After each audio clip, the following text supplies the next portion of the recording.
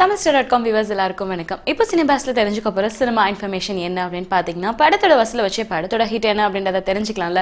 அந்த வகையில 4 முக்கியமான படங்கள் பொங்கல் ரிலீஸ் ஆகி இப்ப வரைக்கும் பாத்தீங்கன்னா பெரிய வசூல் சாதனை படைச்சிட்டே வந்துட்டு இருக்கு. அந்த வகையில ஃபர்ஸ்டா இருக்கிற படம் பாத்தீங்கன்னா சொல்லவே வேணாம் தல படம் என்ன இருந்தால். இந்த படம் பாத்தீங்கன்னா ரிலீஸ் ஆனதுல இருந்து இந்த வார ஞாயிற்றுக்கிழமை அதாவது முடிஞ்ச ஞாயிற்றுக்கிழமை வரைக்கும் பாத்தீங்கன்னா கிட்டத்தட்ட 2.92 கோடி வசூலா இருக்கான் சென்னையில மட்டுமே.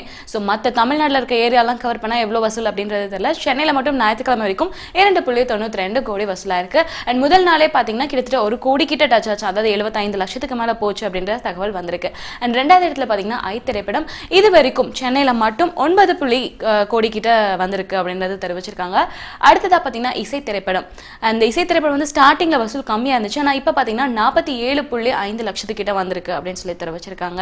அண்ட் அடுத்ததா டார்லிங் திரைப்படம் பேய் படமா இருந்தாலும் ஒரு காமெடி கலந்த அழகான பேய் படத்தை கொடுத்திருக்காங்க.